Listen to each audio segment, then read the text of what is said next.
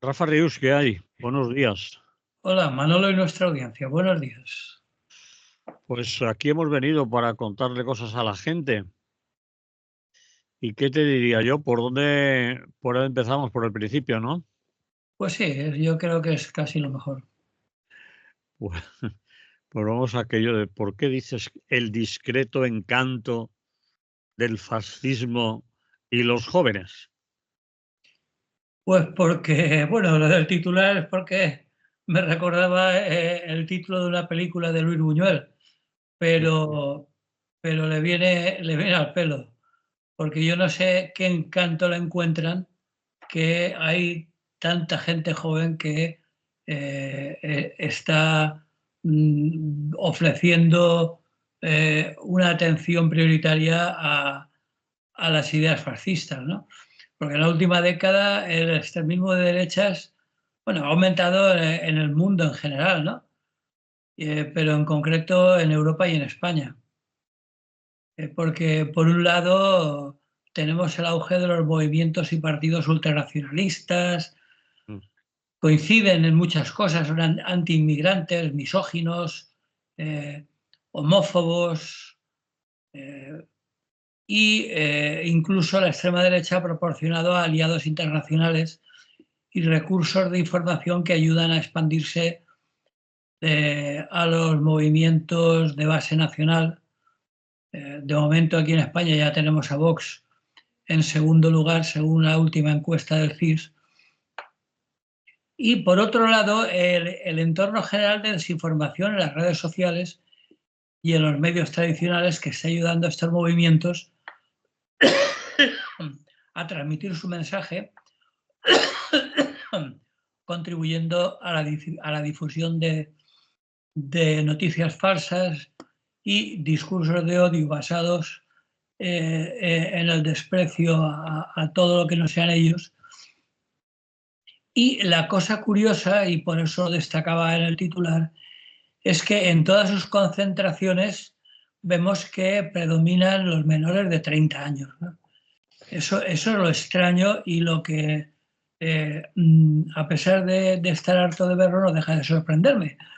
Porque lo curioso es que la mayoría de jóvenes que reivindican el nazismo, el fascismo o el franquismo añoran una época que no han conocido.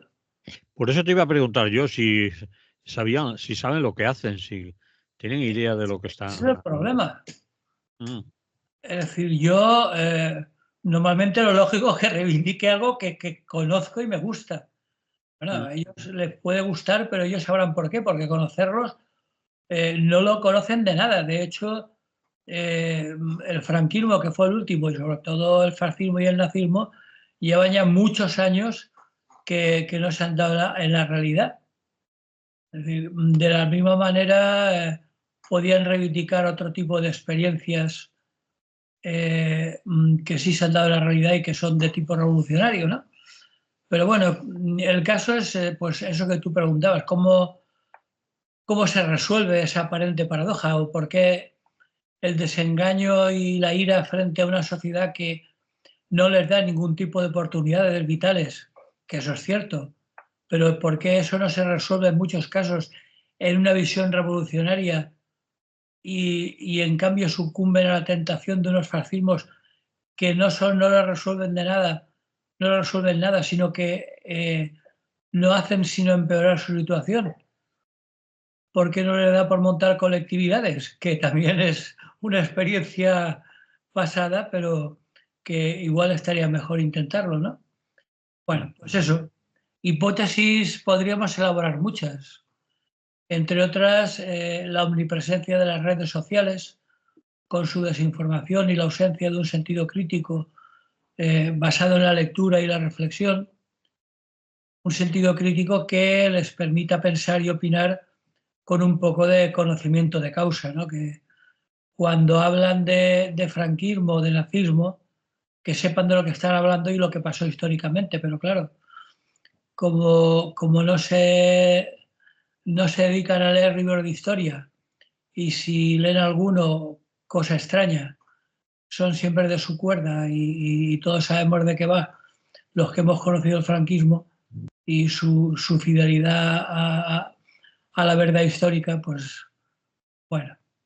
Lo que sí que ocurre, y por eso lo traía a colación, es que desde mi punto de vista, en cualquier caso, es sin duda para mí uno de los mayores problemas de nuestra sociedad.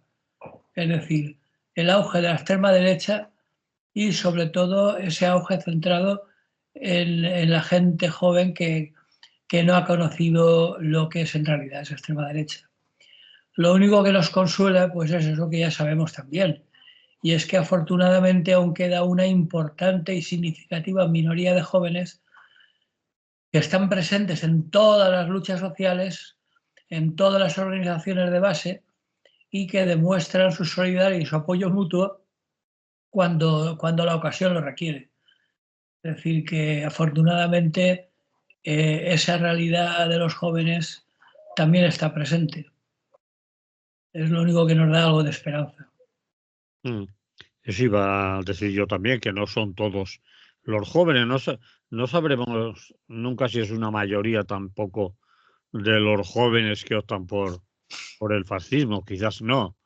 Lo que pasa es que son muy ruidosos y nos escandaliza un tanto, ¿no? Que sean precisamente los jóvenes, ¿no? Hombre, yo ya te digo que lo que me ha puesto la mosca detrás de la oreja es que en casi todas las manifestaciones y concentraciones las imágenes nos muestran una mayoría de gente joven, ¿no? Mm. Y muy radicalizada, muy gritona, muy faltona, muy... Entonces, bueno, esa gente que son unos pringados, que la mayoría estoy seguro porque hijos de familia noble y pudiente hay pocos, la mayoría son lumpen proletariado, obreros indigentes, y cómo es posible que estén por ese tipo de soluciones, ¿no? Porque como digo, para ellos la solución en caso de que viniera un gobierno de extrema derecha, como ya hemos visto en los países donde ya lo tienen, como en Hungría o en Argentina, por no hablar de Estados Unidos, pues, no solo han conseguido nada, sino que han empeorado su situación. Y bueno, de aquí unos días tenemos elecciones en Alemania, donde la AfD, es decir, la extrema derecha nazi, Mm. también está en segundo lugar. La única diferencia es que allí sigue la democracia cristiana, sigue manteniendo la línea roja, mientras que aquí en España el Partido Popular no tiene ningún inconveniente, sino todo lo contrario, en pactar con ellos en cuanto ve la posibilidad. Pero bueno, simplemente lo decía como un toque de atención para que estemos al tanto y apoyemos en todo lo posible a esos otros grupos de jóvenes que desde las organizaciones de base, en los pueblos y en todo tipo de organizaciones sindicales y etcétera, pues están manteniendo una postura digna y defendiendo que la juventud no se acaba en la extrema derecha, ni mucho menos. Muy bien. Pues pasamos a otro tema. Sí, Antes de poner música, la ponemos después, ¿te parece bien? me parece perfecto. La amarga historia de la izquierda en Chile. Eh, ¿Ponemos en la misma frase amarga e izquierda? Sí, porque lo está siendo. Sí. Es decir, desde la revuelta popular de 2019, Mm. que hizo temblar a las autoridades de derechas de entonces, Chile ha vivido varias consultas que no han servido de nada, ¿no? Eh, esas consultas estaban hechas con vistas a sustituir una constitución heredada de la dictadura de Pinochet, y desde entonces la izquierda ha estado en el poder 5 años después de aquellos históricos acontecimientos. ¿Y qué queda de ellos? Pues bueno, queda un intento de hacer balance con las próximas elecciones generales en el horizonte. Mm. Recordemos que eso es en este mismo año, en noviembre, y que Boric ya no se presenta por cuestiones constitucionales, no se puede repetir. Y desde las movilizaciones de 2019 contra las desigualdades, pues realmente no ha cambiado nada a este respecto, ¿no? De hecho, en Chile es una de las sociedades latinoamericanas más desiguales, ¿no? El 1% de la población posee cerca del 40% de las riquezas nacionales. Así que el estallido social, como se llamó en aquel momento, o así lo llamaron los manifestantes y los medios de comunicación, pues si recordamos aquella época de hace 6 años, duró 5 meses e incluso durante el mes de octubre llegó a movilizar a 2 millones de personas por las calles de Santiago, ¿no?, de la capital. Y luego, posteriormente, un mes después, hubo una huelga general el 12 de noviembre que tuvo también un seguimiento general, ¿no? Aquello fue lo nunca visto en la historia del país, que, excepto el golpe de Estado de Pinochet, durante toda su historia desde la independencia había sido un ejemplo casi único de ausencia de violencia política en el país, ¿no? Entonces, bueno, aquel levantamiento popular que iba dirigido contra, a la sazón, el gobierno del millonario presidente Sebastián Piñera, que por cierto falleció el año pasado, pues tuvo como consecuencia el que se convocara una convención para redactar una nueva constitución.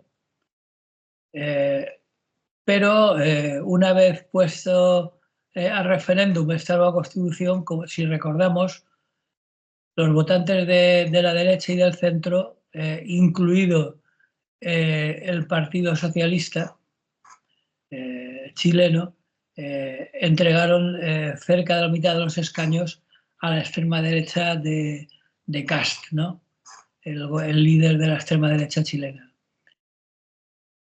Y si a eso le añadimos que junto con el resto de la derecha tradicional ocupa los 2/3 de los escaños de ambas cámaras, recordemos que Chile también es un sistema bicameral con Congreso de Diputados y Senado. Si a eso encima le añadimos un trasfondo de una mediocre popularidad de Boric, que según las encuestas tiene una tasa de aprobación que oscila entre el 25 y el 35% desde su elección como presidente, pues la verdad es que no da para mucho optimismo visto desde la izquierda. Porque, bueno, hay algunos analistas que eso lo atribuyen a que aplicaron una estrategia maximalista en el seno de las asambleas, es decir, que se planteaban un programa político ideal dando prioridad a las cuestiones identitarias, igualdad de género, diversidad sexual y, bueno, y sobre todo mucho hincapié en los derechos de los pueblos autóctonos, especialmente de los mapuches. Y eso fue algo que era muy bonito, y ya lo decíamos en aquella época. Incluso yo recuerdo que por aquella época había 2 compañeros médicos que aparecieron por España y vinieron por el Ateneo Libertario del Margen y nos lo comentaban, ¿no? Decían que había sido todo muy bonito, pero que era una especie de rebote que se iba a volver en su contra, ¿no? Porque movilizó en su contra a gran parte de las clases medias, que en Chile son bastante importantes y que votaron a favor de la derecha y en contra de la nueva Constitución. Así que en septiembre del 22, más del 60% de la población rechazó la propuesta de la nueva Constitución, y eso que, bueno, la participación fue muy mayoritaria, participó un 85%, y que de ese 85%, más del 60% estuviera en contra, pues la verdad es que es bastante descorazonador, ¿no?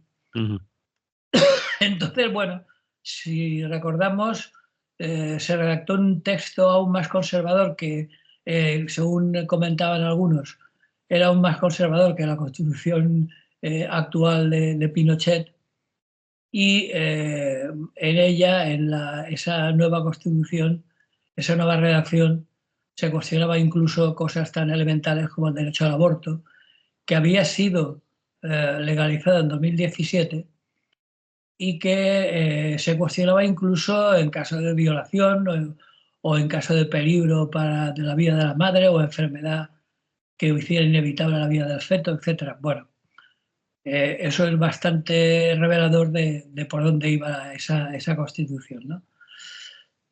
Y bueno, y por supuesto se reducía todavía más el papel del Estado en favor del refuerzo a lo que existía ya en tiempos de Pinochet, que eran lo que se llaman los sistemas mixtos público-privados. Por ejemplo, las pensiones públicas eran muy bajas y se tenían que completar casi obligatoriamente con otras pensiones privadas, que como en cualquier otra parte del mundo no era más que un timo financiero. Y incluso la sanidad, que también tenía una gran parte de presencia de la sanidad privada. Los lobbies de los laboratorios y la sanidad privada siguen siendo muy importantes en Chile. Pero bueno, afortunadamente, por algo más de la mitad de los votantes, el 55%, en diciembre del 23, y también con una gran participación, fue rechazada, ¿no? Bueno, movilizó en su contra, incluso era tan exagerado que, como ya digo, era incluso más regresiva que la que había de la época de Pinochet, que movilizó en su contra no solo a los sectores progresistas de la sociedad, sino también incluso a la socialdemocracia y a una mayoría de mujeres y de jóvenes, ¿no? Ujú. Bueno, pues esta larga secuencia reveló la profundidad de las divisiones sociales, ¿no? Bueno, sociales en general, ¿no? Divisiones políticas, culturales, etcétera, ¿no? Y una gran división en el seno de un gobierno en el que Boric, dada su minoría en las cámaras, pues ha tenido que transigir con un liberalismo económico que sigue en auge como siempre, ¿no? Porque las condiciones en las que Boric fue elegido presidente permite comprender mejor otros límites de su acción, ¿no? Boric era un antiguo dirigente estudiantil, ganó con bastante holgura la elección a presidente.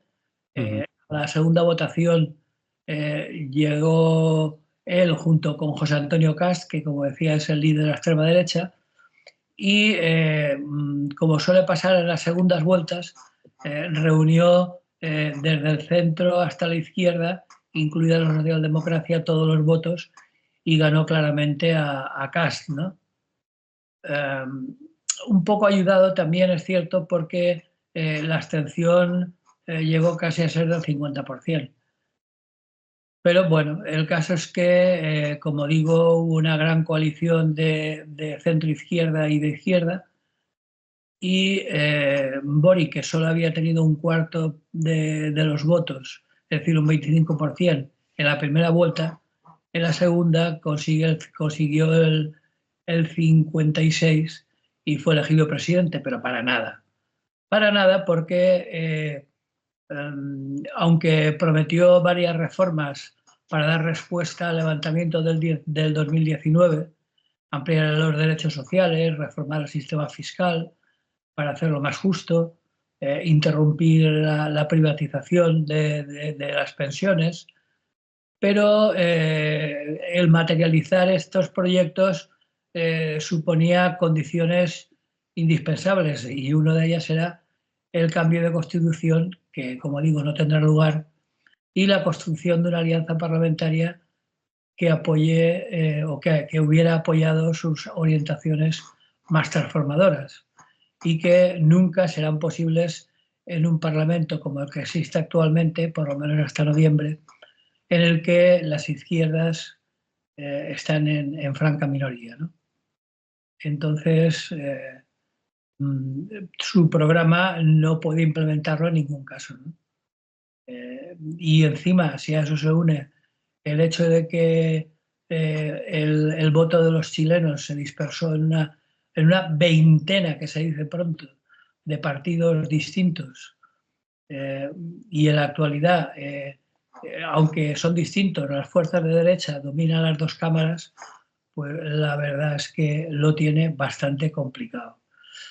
Y por último, por si eso fuera poco, ha habido últimamente una cuestión muy querida por la extrema derecha y que ha venido a complicar todavía más la situación.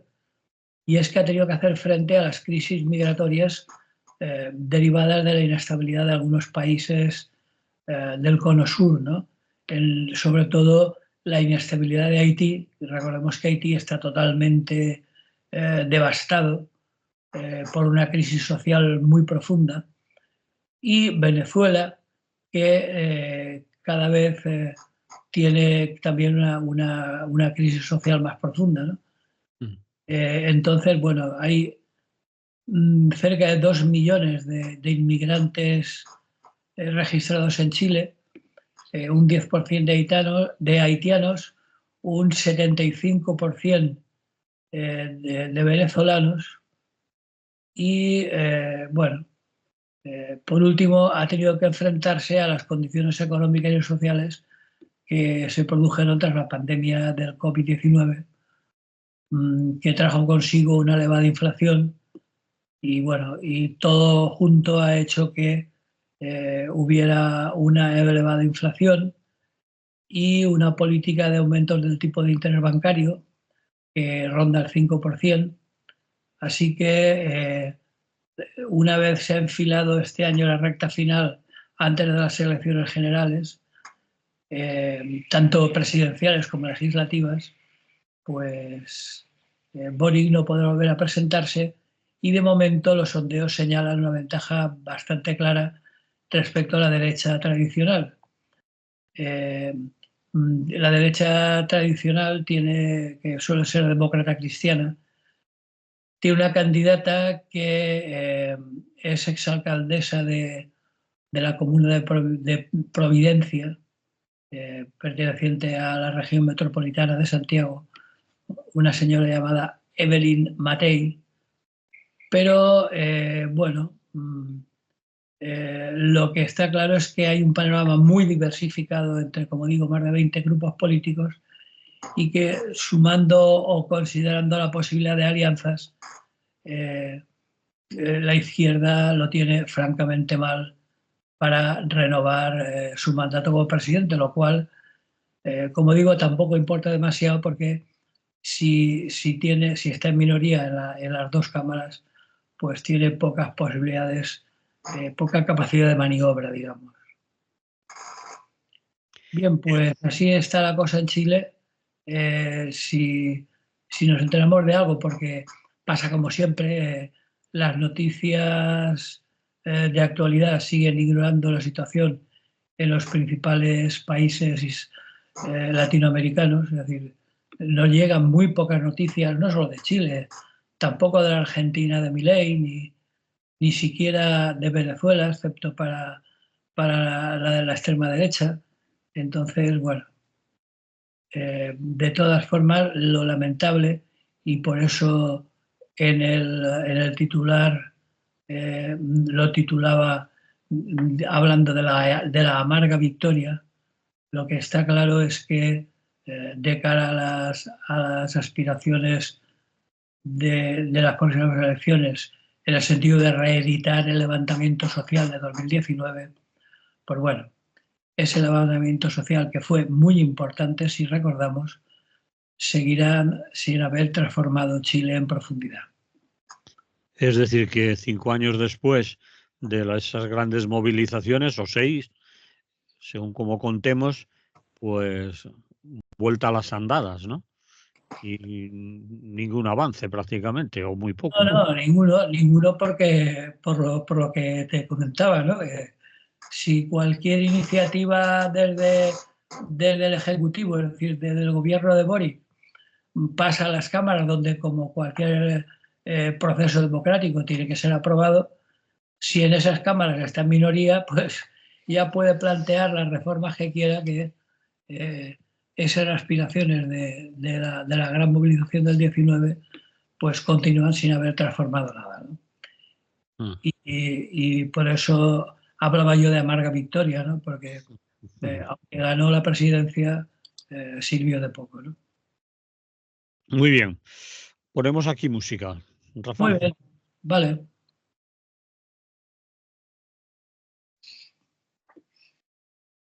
Continuamos en Radio Clara, es lo que hay. Estamos hablando con Rafa Rius y vamos a continuar haciéndolo ya con el último tema de tremenda actualidad en estos días. Ucrania y Trump. Quid pro quo, es decir, te doy Sí, para que me des, más o menos. exactamente. Es lo Por- mismo que dijéramos de otro latinajo del do des. Sí, Bueno, pues normalmente cuando se habla de negociaciones, y en el caso de la guerra de Ucrania, últimamente parece que está encima de la mesa el tema de las negociaciones, pues en toda negociación se produce un intercambio, ¿no? De quid pro quo o de do des, ¿no? Es decir, te doy para que me des, e intercambiamos cromos, yo cedo por aquí, tú cedes por allá y llegamos a un acuerdo. Pues bueno, ¿qué le va a dar Putin a Ucrania y a cambio de que le permita quedarse con el territorio arrebatado? Pues nunca lo sabremos, pero en principio nada. nada. Lo que ha dicho, lo que ha declarado Trump es que incluso va a ser una negociación bilateral entre los amos del negocio, es decir, entre Putin y Trump, y Zelensky anda por ahí últimamente en el Consejo de Seguridad de la Unión Europea y viendo a ver cómo plantea las cosas, pero lo que parece más que evidente, aunque falta por confirmar, pero todo lo que ha dicho Trump es que la negociación se va a dar entre Putin y él, que son los que cortan el bacalao, y ahí ni Zelensky ni por supuesto la Unión Europea pintan nada. Y Por bueno, supuesto, la Unión Europea tampoco.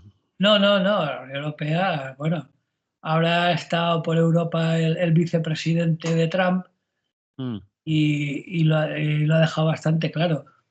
No solo la Unión Europea, sino ni siquiera la OTAN, porque la OTAN ha vuelto a dejar claro, por si alguien lo dudaba, que la OTAN no existe. Existe Estados Unidos y un grupo de países súbditos que, desde el punto de vista militar, hace lo que diga Estados Unidos, ¿no? Y mm. entonces, bueno, ya se veía venir. Tampoco es que haya engañado a nadie, eh, más que a los que querían ser engañados, pero no se veía venir hasta el punto en que se plantean estos momentos. Porque ya digo, Trump va a negociar directamente con Putin y esa negociación, que no es tal, porque en realidad lo que va a hacer es dejar las cosas como están en estos momentos, es decir, el 20% del territorio ucraniano conquistado por Rusia se quedará en manos de Putin definitivamente. En eso va a consistir esa paz de la que tanto se vanagloria el presidente Trump, ¿no? Ucrania y la Unión Europea calladitos que están más guapos.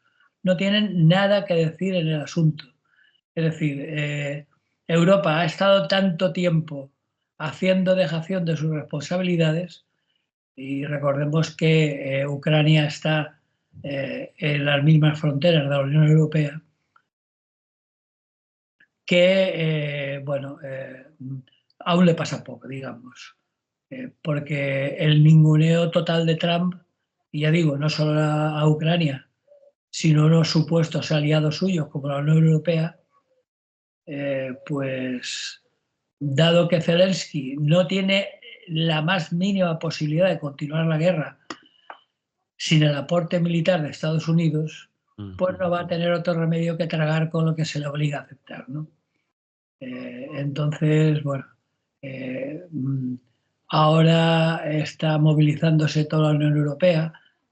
Ha habido últimamente algunas entrevistas bastante interesantes, por lo inusuales, de el exsecretario de la OTAN, perdón, de la Unión Europea, el secretario de Exteriores. Ahora no me sale el nombre. Señor Borrell, ¿te refieres? Gracias. Vale. Que se me ha ido el santo al infierno. Pues Borrell, de manera bastante elocuente, ha dicho esto mismo que estamos comentando ahora, ¿no? Es decir, que la cosa está clara, que el mundo cada vez está más dividido entre las tres grandes potencias, es decir, Rusia, China y Estados Unidos, y que ahí Europa, en caso de que exista, porque esa es otra, es decir, los 29 no son tal 29 porque hay ya varios países que no hacen ni puñetero caso a las resoluciones de la Unión Europea, ¿no? Algunos países del este, especialmente Hungría, algunos países tradicionales, incluso que estuvieron en el Tratado de Roma, como la Italia de Meloni, Mm. pues eso ni es Europa unida ni es nada, ¿no? L'Europe unie, que se decía en tiempos algunos mandatarios franceses, pues de unida no tiene nada porque se pasan por la entrepierna todas las decisiones europeas, con lo cual el prestigio de la Unión Europea está por los suelos, ¿no?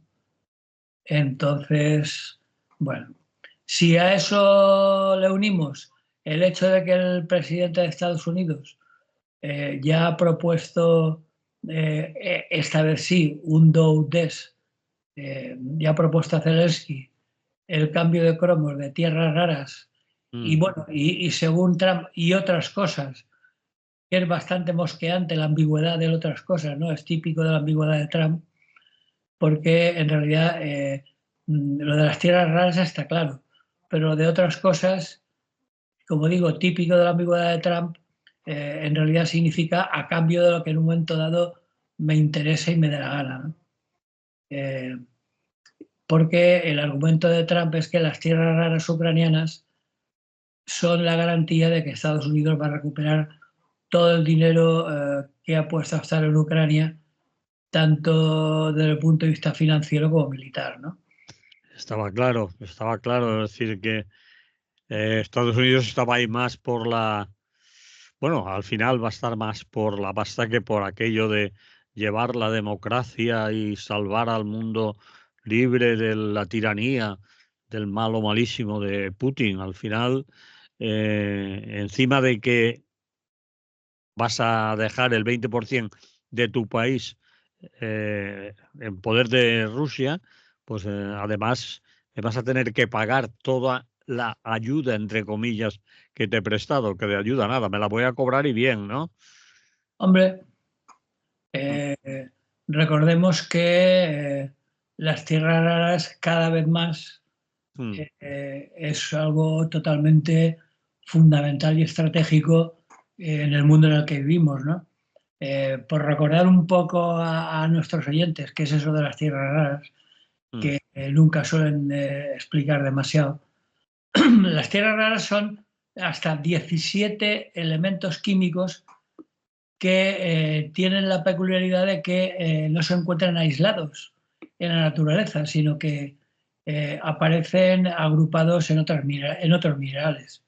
Mm. Ya se descubrieron hace 3 siglos, ¿no? En el 18, pero no se comenzaron a utilizar de forma intensiva hasta la segunda mitad del siglo pasado, del siglo XX.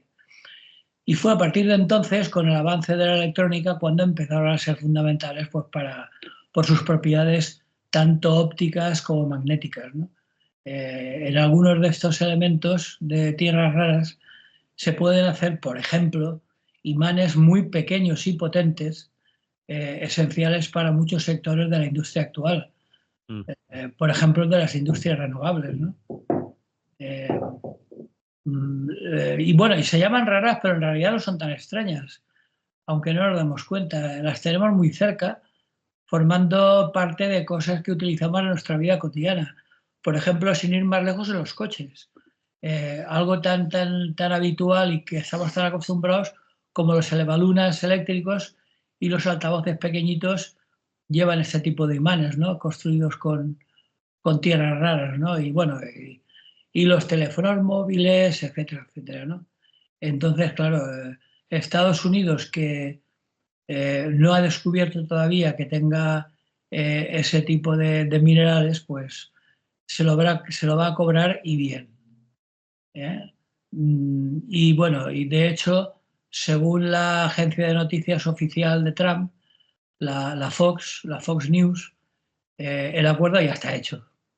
Es decir, que ahora falta hacer el paripé para que parezca que, pero ya le ha dicho a Zelensky que quiere el equivalente a 500.000 millones de dólares en tierras raras. Y según Trump... Será quizás lo equivalente al armamento que ha enviado y han utilizado Ucrania contra Rusia. Y las partidas en dinero que han enviado también. Uh-huh. Y según Trump, Zelensky ha tragado, es decir, ha cedido. Es decir, que puede que el 20% del territorio sea ruso, puede que no, pero en fin, todo apunta a que sí.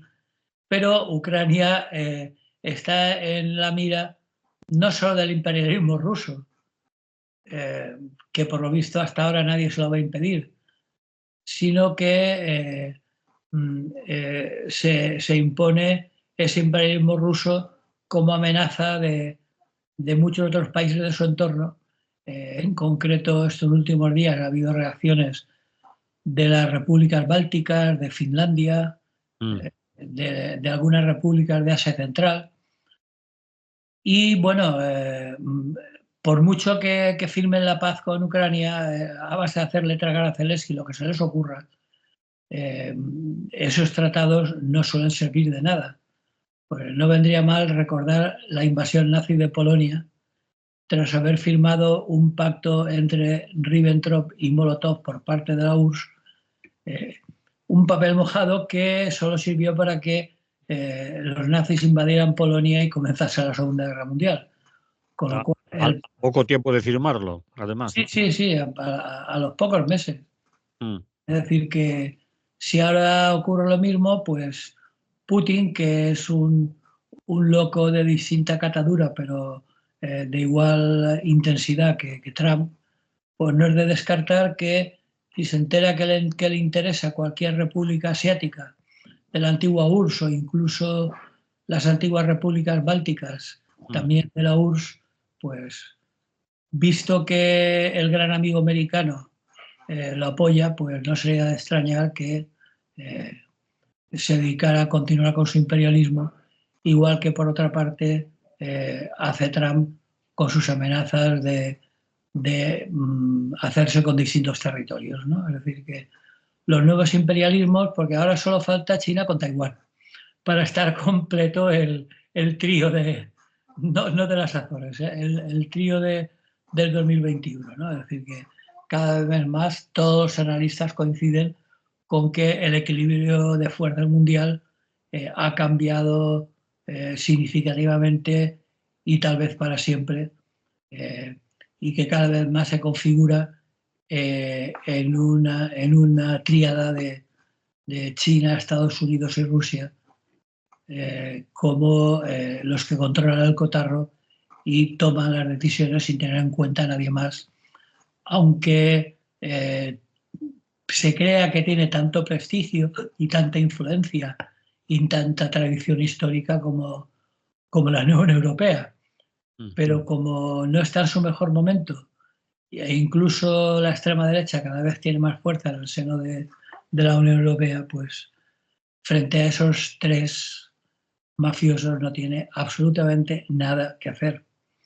En fin, veremos cómo evoluciona todo. Yo creo que muchas y muchos se preguntarán dónde quedan esos abrazos, esas bienvenidas, esos recibimientos al señor Zelensky en la mayoría de los países europeos, organizaciones europeas, la Unión Europea, que era bienvenido siempre, recibido a pie de escalinata con, bueno, con todos los honores de jefe de Estado y como que lo querían mucho y le daban la seguridad de que nunca te dejaremos solo. Bueno, Zelensky, pues, pero, no. Manolo, tú sabes que eso es retórica y teatro. Es decir, lo bien cierto es que, desde mi punto de vista, bueno, y desde muchos, Zelensky es un cadáver político. Es decir, ya a partir de ahora, de hecho, ya no tiene el apoyo de la mayoría de ucranianos, ¿no? Que hasta ahora lo tenían como un héroe y ahora, según las encuestas, no lo apoyan ni la mitad de ucranianos, ¿no? Mm, Porque consideran que ha sido derrotado en todos los frentes.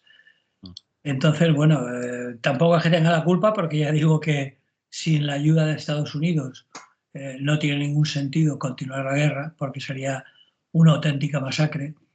Eh, Así que, como digo, yo creo que Zelensky es un cadáver político y Ucrania, según todos los analistas, va a tener que tragar con lo que decidan entre Putin y Trump, ¿no? mm. Pues bueno, ahí lo vamos a dejar por hoy, ¿no? Si no quieres añadir nada nuevo, Rafa. No, porque este tema es muy interesante porque nos afecta directamente. Sí, lo vamos a ver en los próximos días, además, es la actualidad más importante que tenemos a nivel internacional, cercana a nosotros, ¿no? Y la que más nos cuenta, porque ahora ya están haciendo recuento. Es curioso cómo se nota el final porque están haciendo recuento de cadáveres, ¿no? Es decir, de muertos. ¿Cuántos muertos ha habido de la parte rusa? ¿Cuántos ha habido de la parte de Ucrania? Es decir, fallecidos, etcétera. La mayoría de ellos, en muchos casos, gente joven, ¿no? Hombre, la mayoría de los soldados Sol- no envían a los jubilados, sí, envían a toda la juventud, que es la que más sufre en estas situaciones. Pero ya digo que, de todas formas, aún caerá alguno más, lamentablemente, ¿no? sí, bueno, porque esto no ha terminado, está en proceso, que se dice, pero no ha terminado. Muy bien, Rafa, lo Pues dejamos aquí. hablamos la semana que viene y vemos cómo continúa la cosa. Muy bien, pues un abrazo, que vaya bien, que haya salud. Salud y buen día.